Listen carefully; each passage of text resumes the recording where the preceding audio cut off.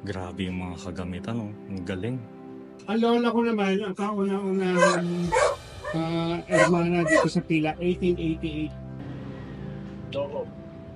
So may consent pala itong pagpasok natin dito sa bahay ni Justice. Hanggang ilang floor ba to? Parang hanggang third floor ito. Okay lang. Wow. So ito yung tore na tinatawag. So,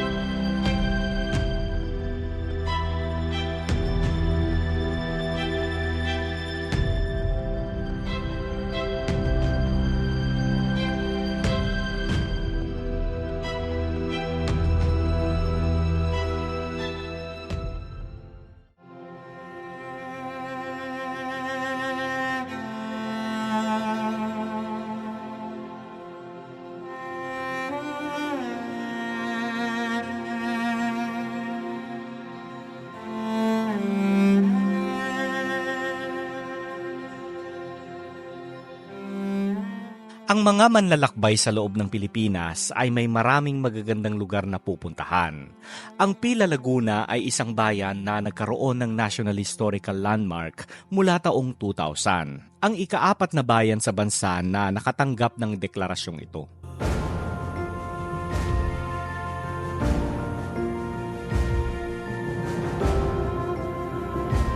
80 kilometro mula sa Maynila ay matatagpuan ang isang bayan na itinuturing na isa sa pinakamatandang pamayanan sa Pilipinas.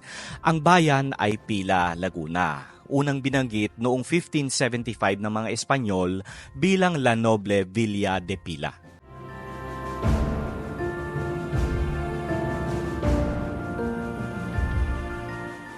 Isang tahimik at maliit na bayan. Ang Pila ay nakaupo sa tabi ng highway na tila hindi tinatablan ng mga makamundong kaganapan kagaya ng lindol, bagyo at baha.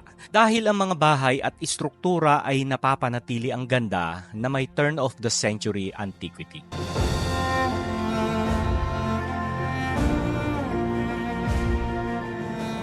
Kilala sa kasalukuyan bilang bayang pinagpala na nakaligtas mula sa pananalasa at pambubomba ng mga Hapon dahil sa himalang hindi nakita ng mga piloto ang bayan mula sa itaas.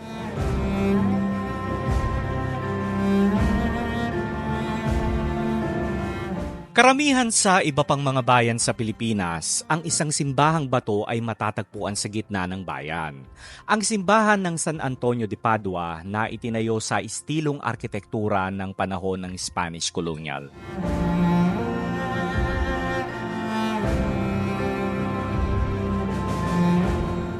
Sa harap ng simbahan ay ang plaza o liwasang bayan na napapaligiran ng berde at kung minsan ay tuyong kayumangging damo.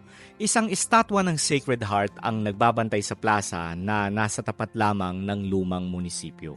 Ang mga bahay ay vintage na itinayo around 1900s na gawa sa kahoy at bato.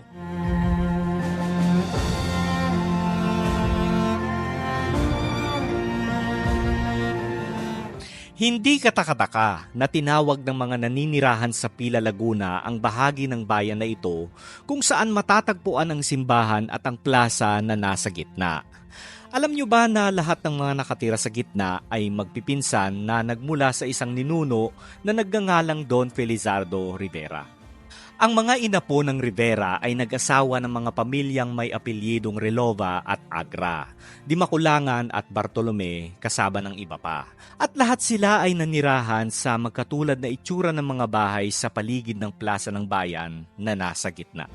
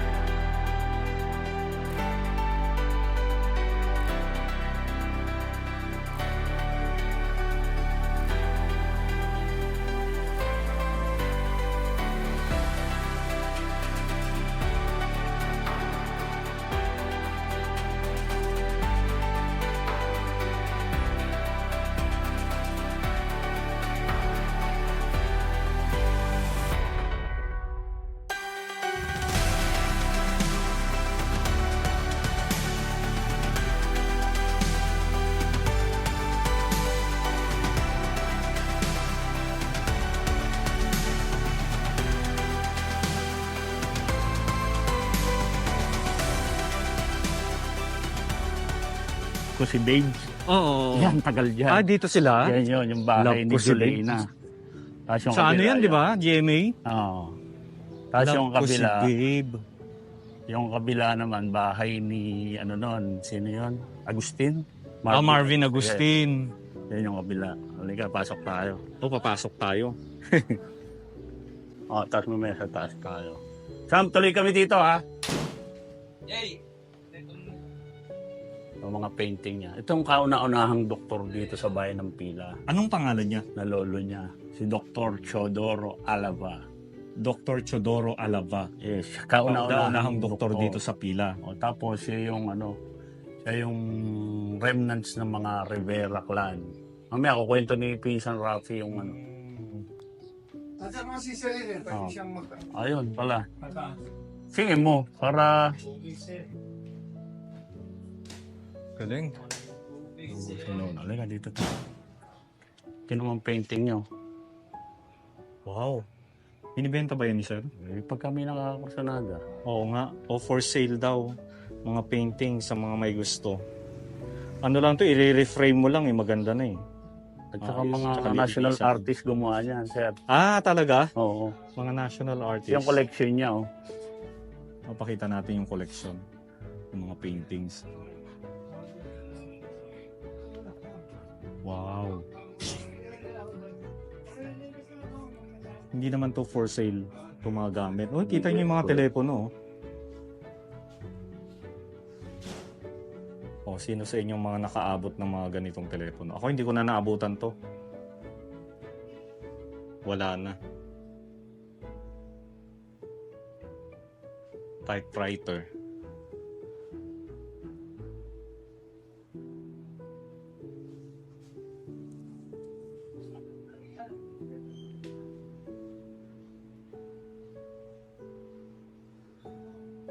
Grabe yung mga kagamitan, oh. Ang galing. Nakakatawa yung mga tao na inaalagaan nila yung kanilang mga kagamitan, ano?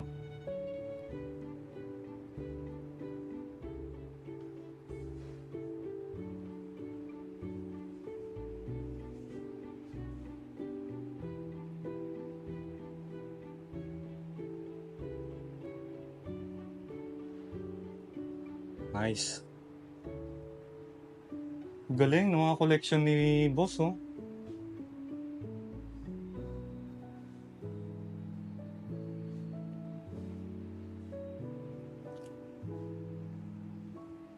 Kasi yung mga iba, may mga kilala ko, ayaw na nila yung mga ganitong klaseng kagamitan. Dinidispatcha na nila to eh. Medyo mo, Kakilala ko. Ano yan? sinaunang plancha. Ha? Plancha yan? From Spanish era yan. Plancha yan ng mga... Tapos lalagyan ng uling. Tapos press. Tapos ito yung sumunod yan. Nag-ano siya, Ah, okay. Ang naabutan ko na ito eh. di kuryente. Di kuryente na. Ano to, di uling yan. Ayan. Oo. Eto, galing na ito. Patungan lang yan. Dyan yung uling, Yes. pinapainitan lang ito. Wala siyang cord, di ba? Oo. Wow. Ito magandang pang plancha, oh. Sa lola ko ganito eh. Talagang pag ganun mo, diretso na kaagad yung May damit. mga letter ng lolo niya, naingatan pa. Pang mga picture.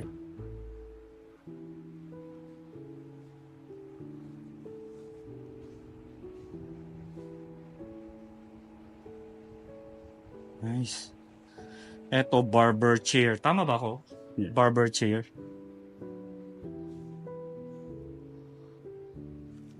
Ay, papasok na tayo sa loob. So, ulitin ko lang dati itong clinic. Kauna-unahang doktor dito nga sa Pila. Sila can you help? Why to cook pa? Not only that, can you tell him, ang lola ko naman, ang kauna-unahang hermana dito sa Pila, 1888. So, Hello. highlight kayo ng Mama Mary. So, Mama Mary namin nanda kasi since birthday ngayon ni Mama Mary. Sa church. Oo. Kaya punta kayo doon. Sige. Sige, take it away. Hello. Hi. Ah, Hi, Celine. Good afternoon, Fern. Fern Teodoro. Ayun, Teodoro. Alava. Ayun. So he was the first and only doctor of Pila. After graduating college, when he came here, he decided that this is going to the town needed a doctor, so he went back to study medicine, and then came back to treat people for free. Talaga? He would do it for free, yes. Oo, and wow. it was based on the needs of the town, and then some people would offer some rice or Oo. some chicken just as in gratitude. Oo. But then his services are usually for free. So yeah, he was the first and only doctor. He also loved to do calligraphy, letter writing. He used Spanish, and he actually made something of a family crest. So if you look at the archway over here, yan, you see that symbol in the middle. The That T, one. the- Okay. So we have an S there. The blue S is for his wife, Solita. The red ribbon is A for Alava, and T, similar to the medical symbol, is for him, Oo, yes. Oo nga, nakikita ko nga. Teodoro. Ribbon pala yung red. Mm-mm. Ang galing. Kala ko nga tie eh. Atay. Pwede din. Di ba? Parang tie. Yeah, Nice, ang galing. he designed it himself. So this house was built in the early 1920s, and Wow. it took up it's around 100 years old. This house took up the Spanish American style. So in contrast to just Spanish, where it's all dark wood, the walls are all dark, it has that American aspect because of how bright Yes. the room is, how light, how white, and how colorful Yeah. the walls are. This is not very Spanish, but it's actually very American. I am the great-granddaughter of Teodoro and okay. the official tour guide of this house since I was 10 years old. Oh, wow. Nice. Mm-mm. Nice. So, Thank you. I want to welcome you to Thank you. 030 Borsacom Street. Okay. So here we have yung living room. My great-grandmother, Solita, Yeah. Agra Alava, the woman Pakita you nga see natin. in the photo, see in the paintings. Yeah. She was actually quite fond of having paintings or photos taken, so you'll see that scattered all over the house. So, interesting about Lola Solita, she loved to dress up, she loved to host guests. Those are actually her children. So she had 7 children in total. Okay. Those are arranged by age. So, Nelda, Lola okay. Popping, and so on. This one over here, the youngest daughter is my grandmother, Okay. Lola Lita. And then the youngest of the family is Lola Teddy. Yan. As of today, only 2 of the children remain. Si Lola Feli and si Lola Teddy. Okay. I think the difference also is because Pila is the town na pinagbayaan, or the blessed town, because during World War II, when the Japanese bombers passed by, they just flew over the town. Some say it was because of the tall trees, some say because this town was blessed. That's why we got to keep a lot of the old houses around the plaza. Yes. And this is considered one of the 3, I believe, heritage sites in the Philippines. The Philippines. Famous one is Vegan. Pila is another one. So Vegan of the South, and then I think there's another one in Cebu, but I'm not sure what the place is called. So here we have whole the houses all around the plaza. Yeah. And then back then, everybody used to be related to everyone. So if you wanted to see your cousin, Oh, yeah. you just Hello! Gaganong ka lang sa mga Oo. kapitbahay or like mo. over there, in the house next door. Oh, yeah. Some say that the town. Nakakamiss naman yung mga ganito sa probinsya. Ng mga dumadaan habang kumakain or nagbe-breakfast, nagko-coffee, no? Or just instead of watching TV, you sit here and watch the kids play. Yeah. Which is what my Lola Doro used to do. So, in the afternoon, when the kids are playing in the plaza, nakaupo lang siya dito. Nice, nakakatuwa, no? Nakakatuwa yung mga panahon na ganun. Sarap lang balikan, no? Some local magazines consider the house a house with no walls. Kasi if you open up, Yan yung pinaka para pumasok na yung air. that's no? right. So, in the hottest of days, we don't feel it. We just have to open up Oo. this in the middle of the day, and then the house is all cold. Pero, Nakalimutan ko na. parang walang wall, no? Oo nga Walang eh. pader. Nice. This Diba? house is not as good as you see it today. It used to be on the outside wooden. Some of the edges were already drooping. Talaga? So my lola was the one who actually restored this house Mm-mm. back in the early 1990s. So Okay. she fixed the foundation below. So if you'll see like some cement stones, those were not originally there. She put that in place just to solidify this house for for a few more years. And yun, she was the one who would travel from the city Oo. via bus to come all the way here just to clean up the house. So we get to enjoy the beauty of what it is today because of my lola. But I do have a lot of friends who come here and then they love the house. Oh, really? They do stay over. So this is my bedroom. I sleep in there and I actually stay in the house. My friends who come over, here's a picture pala of the day my Lola Dora opened his clinic. So, that one, 1942. mm-mm. December Sorry. 29, 1942, tama? No. This one is supposed to be the opening of the day they opened the clinic. So parang they took that picture. 1942. Okay, 1942, yes. Colored photos. So that is actually a black and white photo that was painted over. Para magkaano siya. Yes. Nice, no? Pag titingnan mo siya from afar, para siyang nagbuburda or ano. Pero pag nilapitan mo, ibon pala yung hawak niya. Ang galing. The famous archway of this house, sir. Ang ganda. So coming into Nakakatuwa. the dining area, again, my Lola loved to host a lot of parties. So she would have a lot of glassware, Yeah. just for the guests. Some of them, you can see they're a little more modern, were added already by my Lola, who Yeah. carried on the, let's have celebrations here. Oo. They stayed in a Nipa hut style house. So I have a picture of what their original Ayan, house napakita looks sa atin. like. Yan. That's what the house Oh, looked that like before. one. Ayan siya. So since this was not the original house, Oo. what they did was that they got the wood carving. So all the designs and decorations that you see in this house was hand carved here in Laguna. Paete, Laguna, the wood carving capital of Laguna. So brought from that house and then brought here. Another item that was brought from the old house was this old cabinet.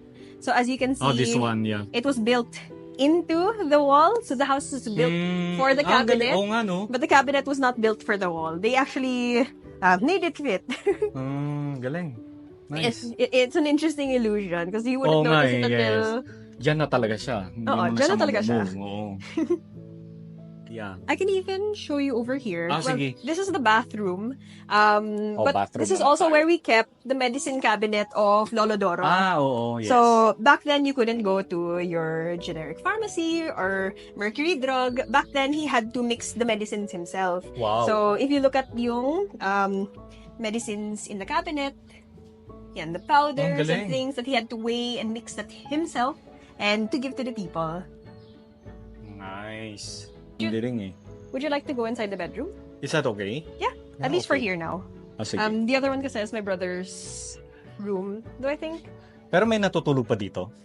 This room? No. No more. Okay. So this is my great-grandparents' bedroom. This is actually their marital bed. So it's a lot older than the house na. Wow. It's still No. sturdy. So if, let's say, we have family coming over, they can still sleep here. Yeah. It's just that we don't use this room since we have other rooms din naman that we can Oo. occupy. And you know how it's tradition in the Philippines to have debut. And back then, they were actually given a choice na if you want a debut or if you want a vanity. And because it served the same purpose. Yeah. Yung to make the woman presentable Yeah. or ready for marriage. Yeah. And my Lola chose the vanity. So this is the vanity that she got. And it was made for her back when she was 18 years old. And she brought it here. Siyempre, pinili niya na yung magkikita niya every day. Gagamit niya every day. Unlike Dibo kasi, One picture time. na lang eh. Oo. Diba? Video ngayon. Pero ito, for life mo na siya makikita, no? So this is the one that she Nice. had. And, yan. When she turned 18. So the design usually for Spanish-American houses, if I were to close this door, yan, it's usually closed. na parang there's no door there or it's really made into the wall, and all three rooms are connected by similar doors. Okay. Well, I think you can try. Oh, okay naman. There's just a little, a few of my brother's things, but the family is very religious, so you can see a lot of portraits of Mary on the wall, or you even saw the altar outside filled with statues. So yeah, these are my brother's things. So we'd also have some of the original Ginagamit kulambo. ko ba yun ngayon? Yes, Talaga? Di ba kulambo yan? kulambo. Ah, Yes. yes. So I use a kulambo. I have one. Ay, talaga? Mm-mm. Nice. Ma'am Celine, thank you so much for for Ayan, touring and us in your house. Ayan, thank I you. hope you enjoyed. Ayan, Wow. Palasyo.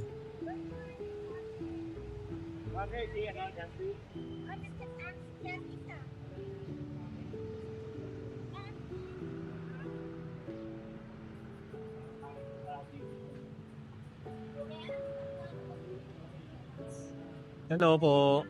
Morning, boss. Ang ganda naman ng bahay na to.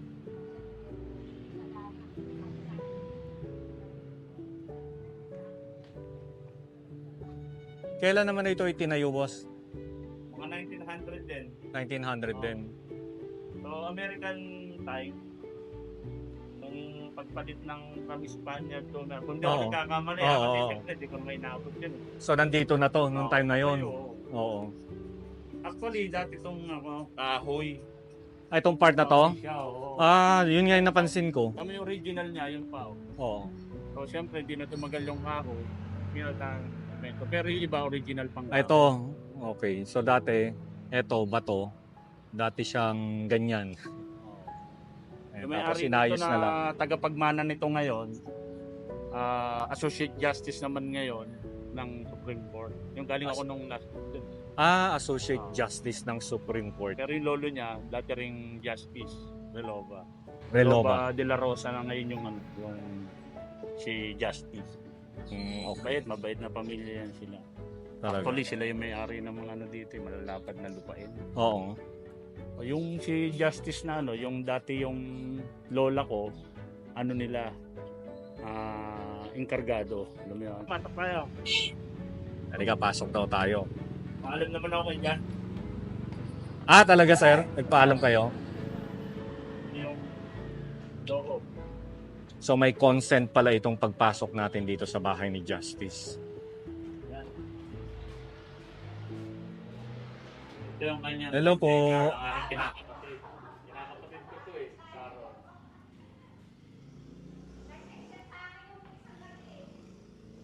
Nice. So, kung mapapansin nyo yung floor, talagang yan pa rin yung original. No? Pero syempre may mga ibang parts na ang tawag dito, inayos, pinalitan. Pero hindi lahat. Pero itong mga itim na to, alam ko ito yung mga original eh. No, boss, no? Etong mga puti na to, mga bago na to, no? No? Inayos. Yan. Ah, okay.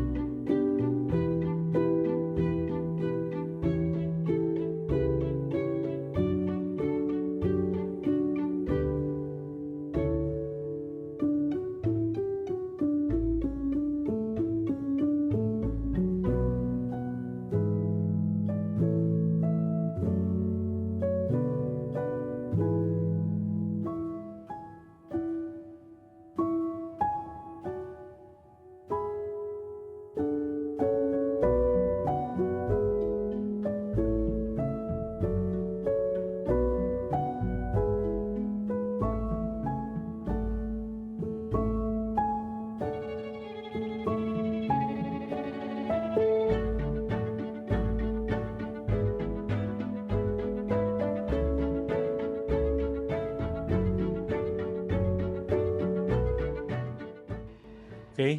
So itong part na ito, makikita nyo bato na siya. No? Kasi ito yung pinalitan na nila ng bato. Pero itong kalahati niya, kahoy pa din. And akyat tayo. Akyat tayo sa taas.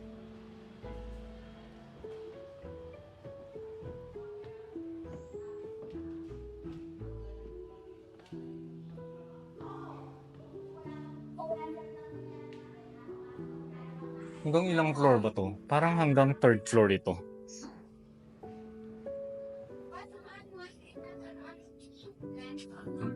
Hanggang ilang floor to? Meron pang taas, no? Sabi na eh. So ito na yung bato na, no? Yung ano niya. Oo. Or even yung mga ano eh.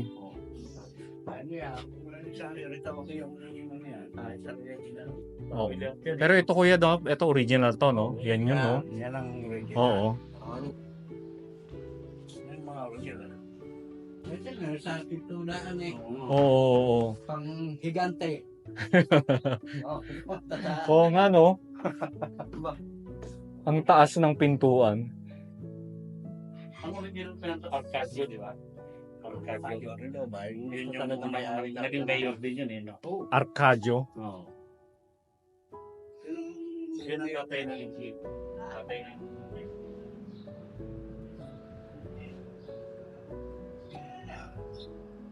Silip tayo dito. Medyo madilim lang, ano?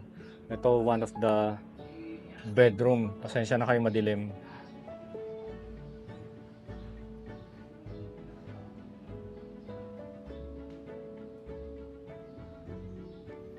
Tingnan nga natin yung loob.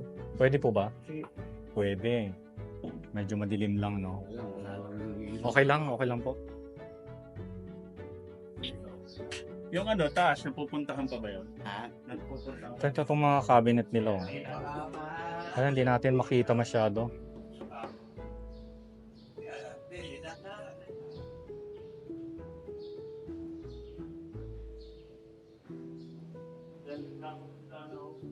Dito na tayo labas sa kabilang side.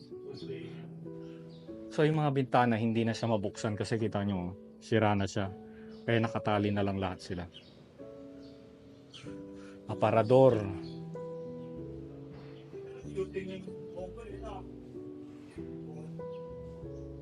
Yung alin?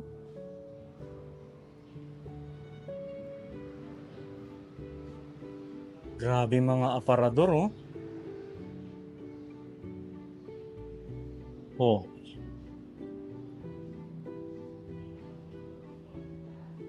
Dito tayo sa may balcony.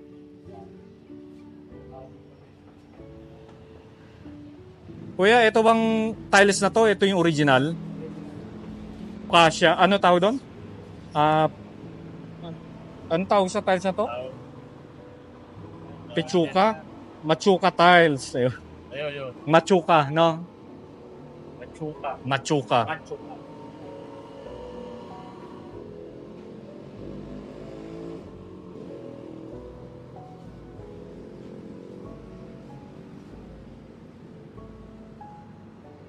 Nung araw, nung wala yan, tanaw na tanaw tong ano na to. Nung wala ito. Oo, yan yung mga hacienda nila dyan. Hmm. Kasi yan, yung kabila niya puro rice field yan, saka yung nagusabik na tanong. Oo. Doon sa taas. Pwesto ng dito sa taas. Ayun. Talaga? May larga vista. Meron pa bang ano? Wala. Wala na yung telescope?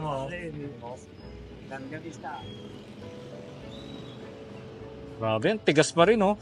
Kung titignan mo, parang akala mo, marupok na siya kasi biyak-biyak na. Pero kapag tinuktok mo, parang bato eh. Ano yan eh, mga sinaunang Ano man tawag sa mga sinaunang kahoy? Ha? Yakal. Yakal, nara. Nara, yakal. Ipil. Ipil. No? Ipil bundok ha. Oo nga pala, Saka ipil yung bundok. giho. Oo. Mulawin. Yan yung Ayun. mga matitibay na kahoy. Yes. Akit tayo sa taas. Ano naman dito? May stairs pa taas. Ito yung pinaka-torre niya. May tore to? Oo, yun o. Spiral. Pero nakakakyat pa ba kayo sa tore? Kahit pa. May nakatas meses yan eh. Oo, akit ka. Akit ba tayo? O ako lang. Akit ako. Isa-isa lang. Gusto ko. Iyan lang man sa atap. Oo. Okay. Akit tayo sa akit tayo dito sa Torre. So parang bibihira na lang yung umaakit dito. Umakit yan eh. Kaya para ngalos. Ganon. Dumihin talaga dyan. Okay lang. Wow. So ito yung Torre na tinatawag. So medyo oo nga. Parang hindi na nila ito napupuntahan. Ano, hindi na rin narilinisan. Parang anytime lulusot tayo dito. Parang ayoko nang tumapak dyan kasi kita nyo, oh.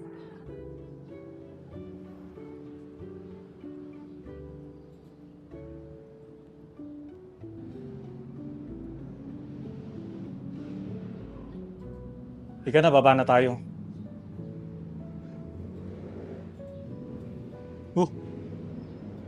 Takot naman ito.